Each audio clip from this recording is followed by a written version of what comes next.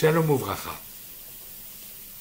Vous avez peut-être entendu parler du Rav Michael Ber Westmandel, un Rav qui vivait sur la première partie du XXe siècle, et même un peu au-delà, puisqu'il nous a quittés en 1957, très jeune, à peine âgé de 54 ans.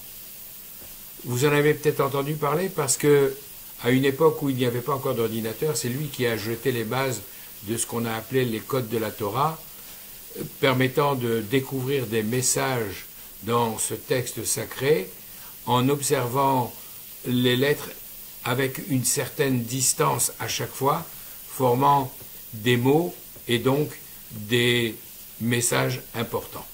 Toujours est-il qu'il a eu, bien entendu, beaucoup d'autres activités et entre autres, lorsque la guerre a éclaté en 1939, il se trouvait à Londres, ce qui ne l'a pas empêché pendant toute cette période très difficile de faire sans cesse des allers-retours entre Londres, l'Angleterre et l'Europe occupée, y compris des contacts avec les États-Unis, et à chaque fois il retournait se jeter dans la gueule du loup pour essayer de sauver le maximum de Juifs de la Shoah.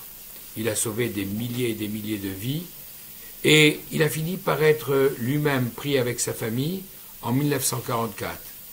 Mais comme il avait caché un brin d'Emery dans un morceau de pain, alors qu'il était dans le train qui le conduisait à Auschwitz, en 1944, il a réussi à faire une ouverture et à s'évader, et il a eu la vie sauve, alors que tous ses autres compagnons d'infortune dans ce train ont péri dans le camp de la mort.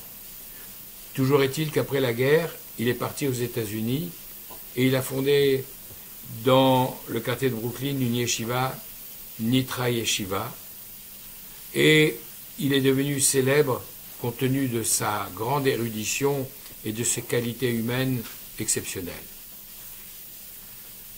Je vais vous raconter maintenant une anecdote qui est arrivée à ce Rav.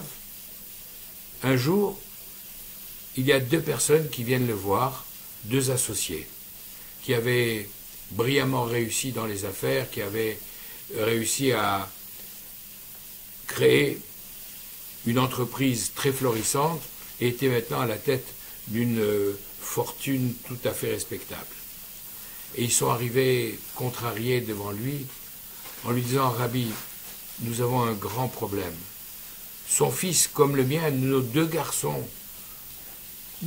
la prunelle de nos yeux, à qui nous avons tout sacrifié et donné la meilleure éducation possible, aujourd'hui, ils veulent se marier avec des non-juifs. Et nous sommes désespérés, nous ne savons pas quoi faire. » Alors, le Rav Michael Ber Westmandel leur a demandé « Dans quelles écoles les avez-vous envoyés ?» Des écoles publiques. Est-ce que vous vous êtes assis régulièrement avec eux pour étudier la Torah? Est-ce que vous leur avez donné une éducation juive? Est-ce que vous les avez accompagnés à la synagogue? Est-ce que vous avez essayé de leur transmettre notre patrimoine? Et vous imaginez à chacune de ces questions quelle pouvait être la réponse qui était donnée. Alors le Rav a dit, je vais vous raconter une histoire. À la fin de la Première Guerre mondiale, les frontières entre les pays ont été modifiées, et entre autres, celles qu'il y avait entre la Pologne et la Russie. Et au hasard de ce nouveau tracé, il y avait certains villages qui étaient coupés en deux. D'un côté, il y avait une partie de la population et le quartier juif, et de l'autre côté de la frontière, en Russie, il pouvait y avoir le cimetière. Si bien que lorsque un membre de la communauté juive décédait et qu'on souhaitait l'enterrer de l'autre côté de la frontière, il fallait demander aux autorités russes un laissez-passer, ce qui prenait plusieurs jours, et ce qui était d'ailleurs contraire à la religion, aux prescriptions qui demandent que l'enterrement ait lieu le plus vite possible par respect pour le défunt.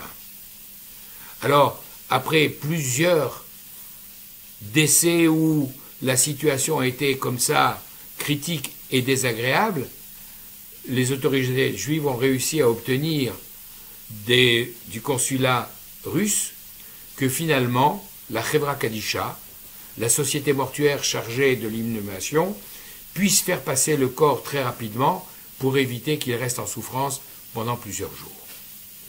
Et ainsi, lorsque un convoi funéraire s'approchait de la frontière, les gardes avaient l'habitude, laissaient passer, et quelque temps plus tard, après avoir fait procédé à l'inhumation, le cortège revenait en Pologne. Des petits malins avaient vu le manège et s'étaient dit, c'est peut-être en se faisant passer pour une Chevra Kadisha, l'occasion de faire un petit peu de trafic.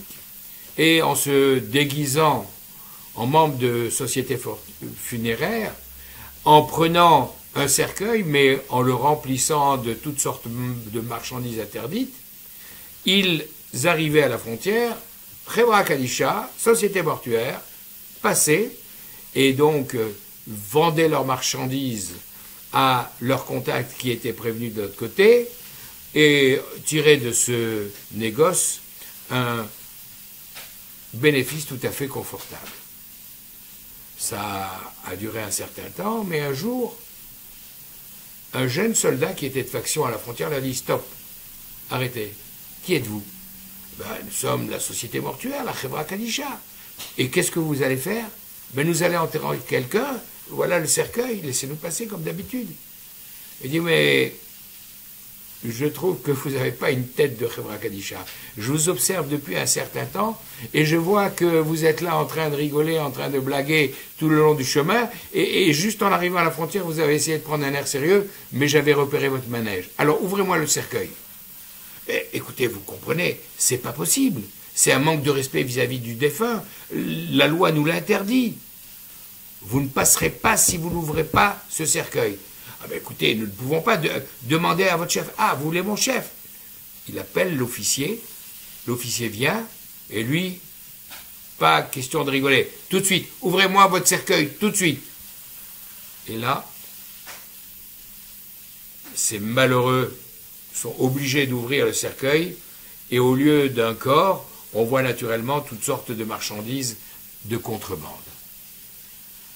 Alors, le soldat leur dit, vous voyez, si au lieu de rigoler, avant vous aviez pleuré, maintenant vous ne seriez pas en train de pleurer et de regretter vos actions.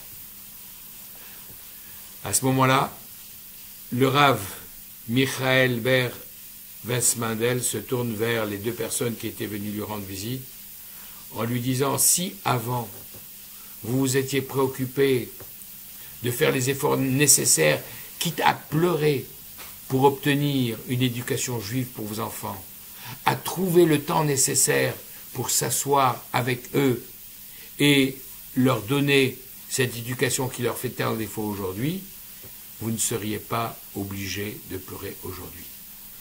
Dans la paracha que nous allons lire cette semaine, la paracha de Vaïgash, comme dans la paracha suivante, Vaïchi, comme à la fin de la paracha précédente, à la fin de Miketz, on a vu à 7 reprises Yosef se mettre à pleurer dans sa confrontation avec ses frères. Pendant les 17 années, les dernières 17 années que nous raconte la Torah, il a pleuré à 7 reprises. Mais pendant les 22 années où il n'a pas vu son père, où il a été séparé de toute sa famille, où il a subi les pires épreuves, il n'a pas pleuré. Il n'a pas pleuré à ce moment-là, parce qu'il sait que tant qu'il faut agir, ce n'est pas le moment de pleurer, il faut agir. Et après, lorsqu'il a atteint son objectif, lorsqu'il a vu se réaliser les prophéties que Hachem lui avait envoyées sous forme de rêve, alors à ce moment-là, il a pu se laisser aller à ses émotions et pleurer pour soulager cette tension intérieure. Les pleurs, il faut savoir à quel moment ils sont profitables et à quel moment il faut savoir se maîtriser. Shabbat Shalom, Brecha ve'atzlacha v'chol tov.